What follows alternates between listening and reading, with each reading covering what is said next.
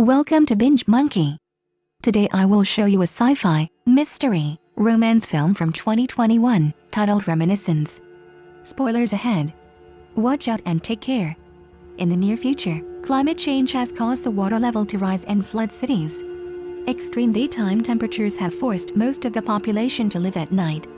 Since the waters rose and the wars broke out, there wasn't much to look forward to. For Nick Bannister and his friend Emily Watts, that became a way of life. They started a business that allows people to relive memories, called Tank. Both are ex-soldiers. His acquaintance from the army, Hank, uses it. In a soothing voice, Nick immerses him in a sunny day 13 years ago. The memory is displayed as a hologram with auditory effects. To the person, it feels like real life itself. Nick's inner voice describes that this is like a drug, a reunion with a loved one, reliving the most meaningful moments of their life. If you're not careful, the memories will consume you. They are stored in small flash drives. Just as they are about to close for the night, a walk-in customer, May, asks for their help finding her missing keys. Nick is immediately attracted to her and decides to help her. He gives her the sedative and she gets ready to get in the tank. He begins to observe her memories of her morning routine. He can even see detailed things in her room. Watts notices that she puts the keys in her bag and drops them in the dressing room, but he continues with the memory anyway. Nick learns she is a nightclub singer and feels a connection with her as she sings his favorite song, Where or When. When May leaves, they discover that she forgot her earrings. When the sun rises, Miami turns into a ghost town. Sleep doesn't come easily. At night, the city is alive again. Nick offers tag services to the Dawes office. When a rich land baron gets off scot-free because he's sick, Nick narrates that the whole city is filled with corruption. He visits the nightclub from May's memory. She sings and they look into each other's eyes and he toasts to her. Later, he gives back her earrings. They talk a bit. She tells him about her fondest memory of the house in the middle of nowhere and he escorts her to her flat. There they finally unleash their desires and have an intimate moment. They continue their conversation on the rooftop, where he tells May that memories are like perfume, better in small doses.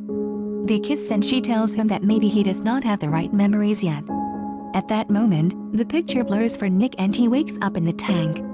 Watts is furious that Nick is in there again. He has been doing this for months, reliving every memory he has of May. May has disappeared without a word and Nick hopes to find a clue to her whereabouts and his memories of her. He spends hours reliving his memories of their relationship over and over, a dangerous practice that could keep him trapped there forever.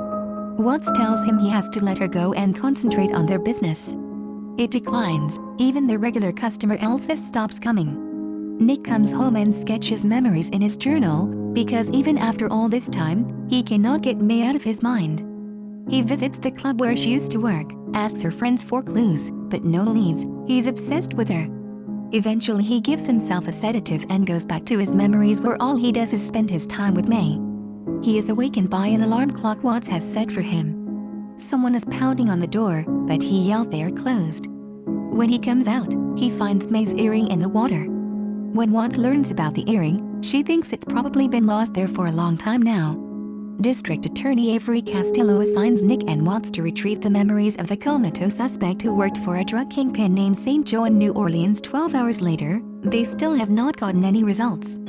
The reason is that dying subjects always want closure, a happy thought. Nick changes his approach and the projector turns on. In the man's memories they see the suspect. Nick also sees May. She was once at St. Joe's Club. The memory is from 5 years ago. Even though they are there for a different reason, Nick draws his attention to her. She had tried bacca for the first time, a highly addictive narcotic. The prosecutor takes the microphone away from him and asks a question that the comatose suspect cannot remember and goes into shock. Nick takes the microphone from him again and calms him down. He's still focused on May, asking when the last time he saw her was. Nick is devastated to learn that May became an addict and St. Joe's mistress. The memories also reveal that May stole St. Joe's stash of bacca before fleeing town. Watts already knew that May was a junkie. Nick leaves. To learn more about May, he travels to New Orleans. He finds St. Joe's Club and gains entry under a false name. Nick confronts him, but Joe quickly finds out that he is not who he claims to be. Joe tortures him and he admits that he is there to find May. Joe hasn't seen her since she stole from him and orders his henchmen to drown him. When Nick thinks it's all over, He notices a body flying in. It's Watts. She's come to help him. A shootout ensues. Watts manages to take out a few henchmen and shoot at the water tank. She was actually aiming for Joe. Joe grabs his trusty dualies and fires at Watts, but misses at point-blank range. Nick manages to subdue the guy holding him and prescribe him some medicine. Watts takes care of St. Joe. Back in Miami, Nick has Watts relive her last encounter with May. He believes May took something from him. He suspects she was toying with him from the beginning. At the time, May opened up about her addiction to Becca and had a long conversation about her in Watts' life. She wakes up and Nick is furious with her. She apologizes for keeping it from him, but he's angry not because of that, but because she got drunk and let her walk into the vault. Watts argues that even with the stolen keys, she could not have known the code. It's not a code, it's a melody. She's been studying Nick for months. They discover that May stole recordings of Elsa Carini, a customer who has relived her meeting a rich lover over and over. Nick visits a food market, where he asks if anyone has seen Elsa by showing them her picture. One of the owners points out a girl who might have information. She runs away and he runs after her. He manages to catch up with her and calm her down. From her, Nick learns that Elsa was recently murdered and her young son was kidnapped by a woman matching May's description. He begins to wonder who May really was. While searching for May, he is attacked and the man tells Nick to forget about May. Back at his studio, they replayed the memory a few times, looking for clues, and found out that the man who had attacked him was Cyrus, the corrupt cop who worked for St. Joe.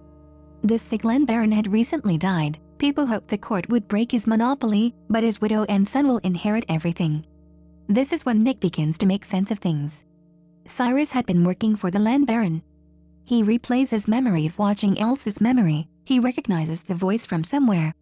He replays Tamara's memory and finds out that the land baron was having an affair with Elsa, with whom she had a son, a potential heir to his fortune. Nick's theory is that he sent Cyrus with May to get rid of any evidence of the land baron's infidelity. So if he finds Cyrus, he will find May. Watts tries to explain to him that his love was fake and he succumbed to it. He fires Watts and tells her that she would be better off without him, but she begs him not to go down that road, that he is obsessed. Nick tells her she has to go and grabs his gun. His target is the widow, Tamara. She lives in the dry lands, the land of the rich. The butler lets him in and tells him he is an hour late. The house is swarming with people dressed in the same clothes, but it turns out the butler thinks he is one of the people performing for Tamara today, dressed as her deceased husband.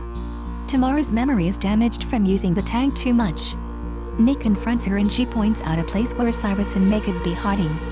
The guards throw him out and pretend to shoot him. After seeing a mark saying he's served, they let him go. Then he buys a boat and goes to the old recycling plants. He notices May and follows her.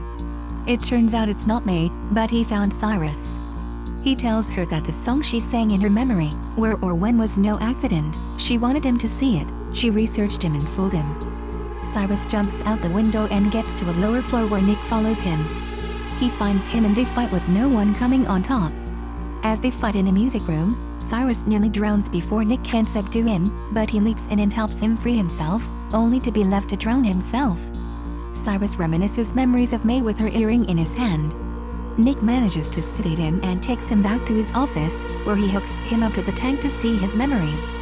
Before Cyrus passes out, he tells him that the truth about May will tear him apart. He sees Cyrus's first encounter with May. Also that she had found Nick's acquaintance Hank. He told her about the song. Cyrus's memories reveal that the basis of May's relationship with Nick was a lie. After he had enlisted her into a plan to deceive Nick, she researched him to learn how to better seduce him and orchestrated the loss of her keys. But the memories also reveal that May genuinely loved Nick. When Cyrus murdered Elsa, May took Elsa's son and fled with him to an unknown location. Nick then tells him that she escaped him and Cyrus goes into shock, implying that this did not happen, that she did not escape. In a shaky voice, Nick calms him down.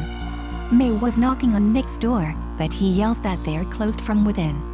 Cyrus grabs her, she drops her earring and they drive off, with her saying she loves Nick. She came back for Nick. He then asks Cyrus what he did to her. Nick observes the memory as May gives the speech to Cyrus, which is actually meant for him. She indirectly reveals the whereabouts of Elsa's son to him and confesses her sincere love for Nick. Then, seeing only one way out of her situation, May takes a lethal dose of Becca and jumps to her death from a balcony. Nick is devastated. Out of rage, Nick forces Cyrus to relive his worst memory, when the man of St. Joe's burned his face as punishment for skimming the profits. Nick burns that memory into him so that he can never recover from it, just like Tamara.